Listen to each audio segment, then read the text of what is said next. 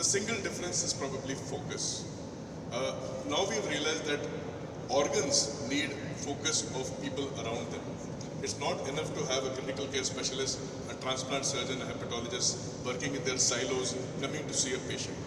It's important that we understand and we focus our energies around specific organs which are likely to fail of critical care.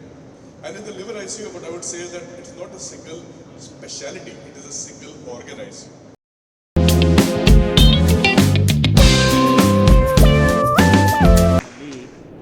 ಇವತ್ತು ಒಂದು intensive care for ಅಂದರೆ ಈ liver ಕಾಯಿಲೆಯಿಂದ ಬಳಲತಕ್ಕಂಥ ರೋಗಿಗಳಿಗೆ ಒಂದು ವಿಶೇಷವಾದಂಥ ICU intensive care ಘಟಕವನ್ನು ಇವತ್ತು ಉದ್ಘಾಟನೆ ಮಾಡಲಾಗಿದೆ. ಯಾಕೆಂದರೆ ಭಾರತ ದೇಶದಲ್ಲಿ ಸುಮಾರು ಪ್ರತಿ ವರ್ಷ 4 ಕೋಟಿಯಿಂದ 5 ಲಕ್ಷ ಜನರಿಗೆ ಇವತ್ತು ಈ ಲಿವರ್ ಕಾಯಿಲೆಗಳಿದೆ. ಯಾಕೆಂದರೆ ಇದು ಬದಲಾದ ಜೀವನ ಶೈಲಿ ಒಂದು ಕಾರಣ ಮತ್ತು ಮದ್ಯಪಾನ ಅತಿಯಾಗಿ ಜಾಸ್ತಿ ಆಗಿದೆ. ಅದರಲ್ಲೂ ದಕ್ಷಿಣ ಭಾರತದಲ್ಲಿ ನಮ್ಮ ರಾಜ್ಯದಲ್ಲಿ ಮದ್ಯಪಾನ ಜಾಸ್ತಿ ಆಗಿರೋದು ಕೂಡ ಇವತ್ತು ಈ ಲಿವರ್ ಕಾಯಿಲೆಗಳಿಗೆ ಹೆಚ್ಚಾಗಲಿಕ್ಕೆ ಅದೊಂದು ಕಾರಣ ಆಗಿದೆ. ಮತ್ತು ಈ ವೈರಲ್ ಇನ್ಫೆಕ್ಷನ್ಸು ಅದು ಒಂದು ಕಾರಣ. ಹೀಗಾಗಿ ಇವಾಗ ನಿಮಗೆಲ್ಲ ಗೊತ್ತಿರೋ ಹಾಗೆ ಈ ಹೃದಯಾಘಾತ ಆದಾಗ ಅದಕ್ಕೆ ಒಂದು ಇಂಟೆನ್ಸಿವ್ ಕೇರ್ ಅಥವಾ ತೀವ್ರ ನಿಗಾ ಅಥವಾ ತುರ್ತು ನಿಗಾ ಘಟಕ, ತೀವ್ರ ನಿಗಾ ಘಟಕ ಅಂತ ತಮ್ಮೆಲ್ಲರಿಗೂ ಗೊತ್ತಿದೆ.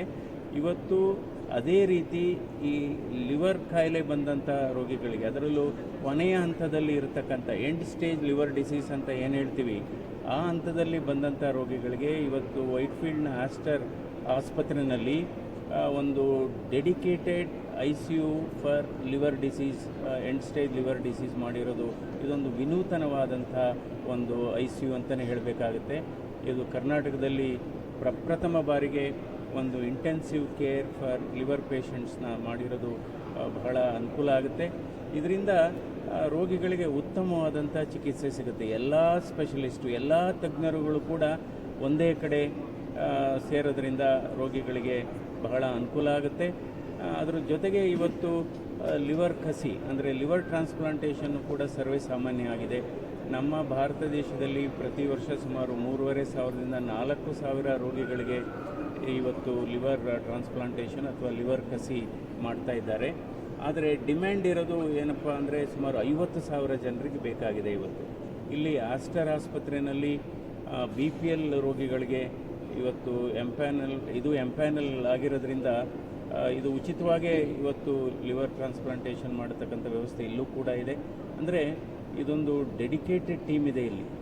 ಇದೆ ಅದರಿಂದ ಉತ್ತಮವಾದಂಥ ಫಲಿತಾಂಶ ಬರುತ್ತೆ. ಯಾಕೆಂದರೆ ಇವತ್ತು ಲಿವರ್ ಟ್ರಾನ್ಸ್ಪ್ಲಾಂಟೇಷನ್ನು ಇವತ್ತು ಬದುಕಿದ್ದವರು ಕೊಡ್ಬೋದು. ಲೈವ್ ಟ್ರಾನ್ಸ್ಪ್ಲಾಂಟೇಷನ್ ಅಂತ ಏನು ಹೇಳ್ತೇವೆ, live liver transplantation, live donor ಅಂತ ಏನು ಹೇಳ್ತೇವೆ.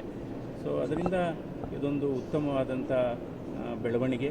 ಯಾಕೆಂದರೆ ಸುಮಾರು ಜನ ಲಿವರ್ದು ಕೊನೆ ಹಂತದ ಲಿವರ್ ಕಾಯಿಲೆಯಲ್ಲಿ ಬಹಳ ಬಳಲ್ತಾರೆ. ಅವರಿಗೆ ಅದು ಗುಣಮಟ್ಟದ ಆರೋಗ್ಯನೂ ಇರೋದಿಲ್ಲ, ಗುಣಮಟ್ಟದ ಬದುಕು ಇರಲ್ಲ, ಗುಣಮಟ್ಟದ ಜೀವನ ಇರೋದಿಲ್ಲ.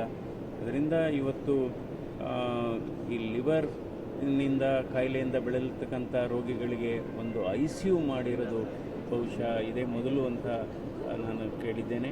ಇದೇ ರೀತಿ ICUಗಳು ಹೆಚ್ಚು ನಮ್ಮ ರಾಜ್ಯದಲ್ಲಿ, ದೇಶದಲ್ಲಿ ಬರಬೇಕಾಗುತ್ತೆ. ಯಾಕೆಂದರೆ ಕಾಯಿಲೆಗಳು ಜಾಸ್ತಿ ಆಗ್ತಾಯಿದೆ. ಇವತ್ತು ನಮ್ಮ ಸರ್ಕಾರ ಕೂಡ ಈ ಮದ್ಯಪಾನದ ಬಗ್ಗೆ ಅದನ್ನು ಹೇಗೆ ನಿಯಂತ್ರಣ ಮಾಡಬೇಕು ಅನ್ನೋದ್ರ ಬಗ್ಗೆ ಯೋಚನೆ ಮಾಡಬೇಕು. ಅಟ್ಲೀಸ್ಟ್ ವಾರದಲ್ಲಿ ಸೋಮವಾರ ಒಂದು ಈ ಮದ್ಯಪಾನದ ರಜಾ ದಿನ ಘೋಷಣೆ ಮಾಡೋದು ಬೆಟರ್. ಯಾವತ್ತೂ ಆ ದಿನ ಲಿಕ್ಕರ್ ಶಾಪ್ಸು ಮತ್ತು ವೈನ್ ಶಾಪ್ಸು ತೆಗಿಬಾರ್ದು, ಅಟ್ಲೀಸ್ಟ್ ವಾರದಲ್ಲಿ ಒಂದು ದಿವಸ. ಯಾಕೆಂದರೆ ಇವತ್ತು ಮೆಡಿಕಲ್ ಸ್ಟೋರ್ಗಳಿಗಿಂತ ಲಿಕ್ಕರು, ವೈನ್ ಸ್ಟೋರ್ಗಳೇ ಜಾಸ್ತಿ ಆಗಿದೆ. ಅದು ಒಂದು ಕಾರಣ ಇವತ್ತು ಈ ಲಿವರ್ ಕಾಯಿಲೆಗಳು ಜಾಸ್ತಿ ಆಗಿರೋದ್ರಿಂದ. ಸೊ ಇದೊಂದು ಆಸ್ಟರ್ ಆಸ್ಪತ್ರೆ ಇವತ್ತು ಈ ಲಿವರ್ ಕಾಯಿಲೆ ರೋಗಿಗಳಿಗೆ ಒಂದು ವಿನೂತನವಾದಂಥ ICU ತೆಗೆದಿರೋದು ಬಹಳ ಸಂತೋಷ. ಇದರಿಂದ ರೋಗಿಗಳಿಗೆ ಅನುಕೂಲ ಆಗಲಿ.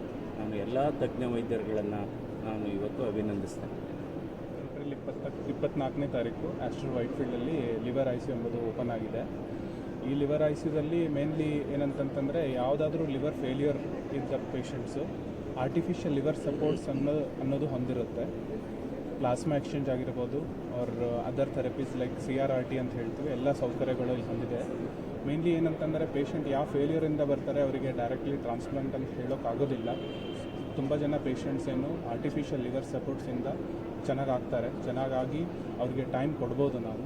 ಆ್ಯಂಡ್ ಇದೇ ಈ ICUದು ಒಂದು We're very proud today to launch a specialized liver ICU here at Esther Whitefield Hospital. So liver disease, involves essentially the entire family when patients get sick. So liver failure is a life-threatening condition which can happen suddenly or it can happen in patients who are suffering from long-standing cirrhosis. So it's important to have a dedicated resource and a facility which provides a pathway to all these patients where they can be sustained till transplantation, and some of these patients can get better just with advanced medical and medical management. So this is a novel initiative. This is the first time ever in the state of Karnataka that a dedicated liver ICU has been inaugurated and formed, and we look forward to serving the local population here. I'm Dr. Ajit Kumar. I'm from the ICU team. I'm very happy and proud to be a part of the specialized ICU for the liver care of liver terminally ill liver patients. And I'm very sure as a part of the getting multiple inputs from the liver team and other multi specialties, we'll be able to give a better care and outcome to those end-stage liver disease patients. Thank you.